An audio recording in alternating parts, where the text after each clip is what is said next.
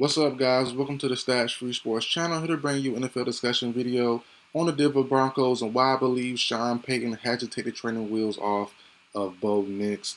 Let's get into it, guys. So I know everyone wants to probably talk about the big tiff and the discussion, heat discussion they had on the sideline, Nix and Sean Payton. That is, I'm not gonna talk about it too much. Not a big deal. If you didn't see it or didn't read it, they both explained what happened.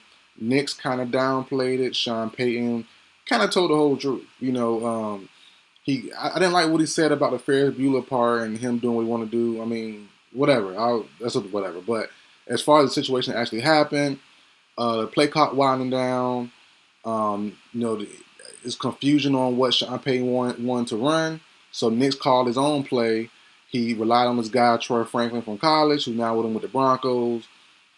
Pretty decent pass. Could have been a little better ball placement, but Troy Franklin had it. Could have been a touchdown, dropped it, whatever. If it was a catch, I still think Sean would have had an issue with it.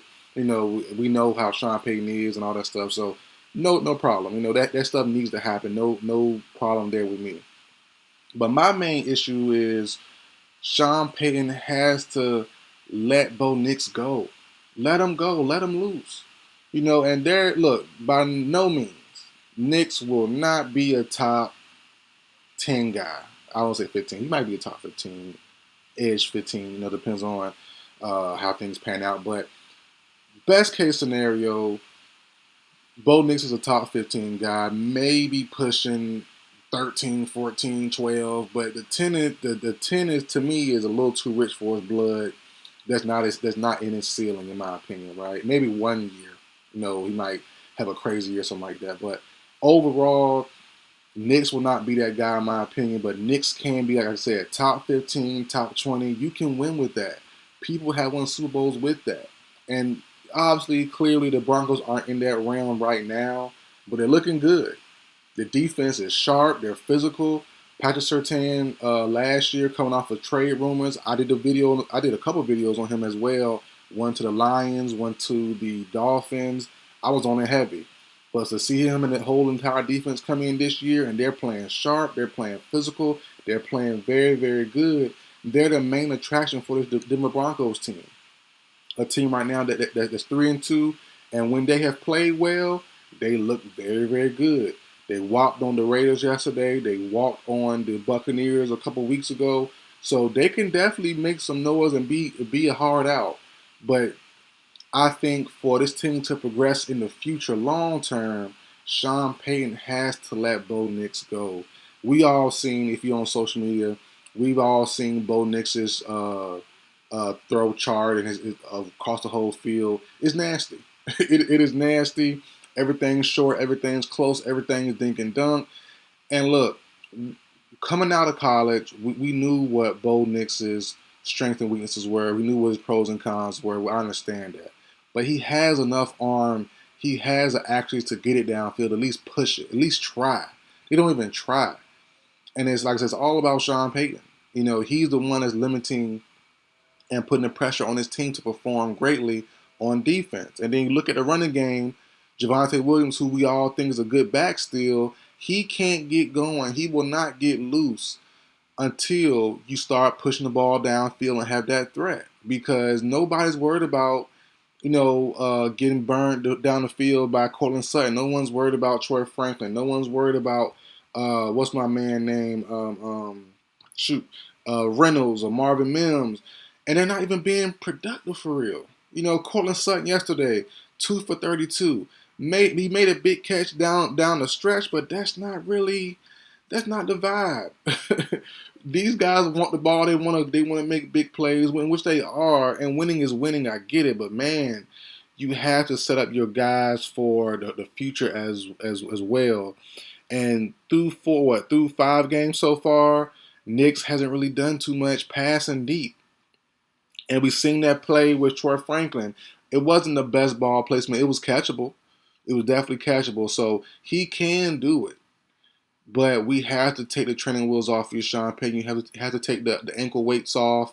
You know how Goku and depending on you watch anime or not, you got Goku and Rock Lee and all those guys are wearing the ankle weights and the wristband weights is holding them back and they can perform 110%. Let Knicks try. Let Knicks try. It's all about winning. I get it, but certain times, man, just open it up. Give them a try. You have weapons. Sutton is a weapon. Franklin is a weapon. I'm very high on Troy Franklin. I think whether Payton's there or not, I think in a year or two, Troy Franklin plus the college days with him and Bo Nix, they will have a great chemistry. Probably in another year or two. I've been saying that since the spring, well, since the draft. I think they're gonna. I still believe they're gonna trade Cortland Sutton. Winning is cool, but I don't think he'll be happy. With his role. I said, and they're going to win a marginal amount, nothing crazy. So I still think a Cortland Sutton trade is coming by the trade deadline via a sneaky trade, or probably during the spring summer. I think Cortland Sutton will be going, in my opinion, still, and that's when I think Troy Franklin will step up, maybe to be the receiver one, receiver two, or less, or at least just the favorite weapon for his quarterback, because they have that long standing chemistry there. But it's just tough, man. You're limiting your entire team when you limit your quarterback to dink and dunks. And he might take a one or two throws past the 15, 20 yard line, and that's it. That's not going to work. Everyone's ready for the run. Everyone's up front, their heels in the dirt, ready for a short pass, the jump routes. Like you're gonna have to be masterful. And I know Drew Brees, him and Knicks had a lot of, at least Knicks had a lot of comps to him, but at least Brees could throw the ball down the field too. Like Payton gave Brees a chance. Knicks doesn't have like a baby arm. Like, come on, man. I know, like I said, I know people hate the Oregon style and hate Oregon Knicks and all that stuff, and hate when he was at Oregon and hate on him and stuff, but he can do something. Like he can push it a little bit. Like at least try it. That's my biggest thing. But overall, man, this Broncos team has been looking decent. They have looked decent. As I said, nothing crazy. They're not going to go far, nothing like that. But they are a competitive team.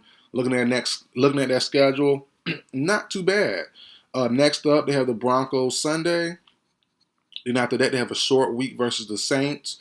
That could be a tough game. Definitely be a tough game. Sean Payton revenge game versus former team. Then you have the Panthers, not bad at all. Uh, we'll see who's starting around that time. That is October 27th. Bryce Young could be back as the full-time starter. We'll see. Then you have the Ravens, Chiefs. Then my Falcons, November 17th. I might make that game. Is that in Denver or? Oh, at Denver. Never mind. Never mind. I will not be there. But Falcons travel to Denver November 17th. So, their next 4 or 5 games, a couple of winnable. And like I said, we've seen them beat good teams. We've seen them beat the Bucks. And that team is a tough team, and they were healthier around that time as well. They were healthier. I don't think they were all the way healthy. I think Winfield been out since before that game, but they were healthier in that matchup, if I'm not mistaken. So it's not bad. Chiefs, Ravens, my Falcons, Saints, and the Panthers. So, um, you know, hopefully they don't beat us, but they can upset some of these teams that they are thought of to be lesser than. But to do so, you're gonna have to let Knicks ball. And Knicks can run, as we've seen. I think he scored 2 or 3 touchdowns so far throughout the season. He can run, play options. And Sean Payton, he's a offensive guy, so he knows what to do. He knows what to do. But at the same time, I know Knicks isn't the perfect gunslinger that some guys might want, but he does have an arm. He has been a top quarterback in college, and also, and before that as well, for a good little while. He was thought of to be a good player. And I watched Knicks all the way back at Auburn. I fell in love with Knicks. I think I started my channel around that time. I used to speak on Knicks. So I like him a lot. But, he knows limitations. I understand that. But you got to also give your team a shot, keep teams honest, and also help your run game some. You have a good running back there that hasn't really done much, has a lot to prove. And I think he can prove it if you give him more space and opportunity. And you have to do that by hitting some of these deep throws, at least trying some of these deep throws, keeping teams honest, having some safeties move back, And also keeping you, and also keep, if you want to keep him long term, keep your big guy happy and Cortland Sutton. Like I said, I still don't think they're gonna keep him long term, but like I said, man, it's tough. It's tough. That tip they had don't really mean much to me. It happens all the time, so I don't really think too much of it. But I do like seeing Knicks not be a chump and just, oh, I'm letting coach talk me crazy. He gonna say something back, or he started. I'm not sure what happened, but he's not gonna hold his tongue, and I do enjoy that. That guys stand up for themselves and be passionate. So that is a good thing in my opinion. But that's it for video, guys. Like, share, comment, subscribe. I will see you guys next time.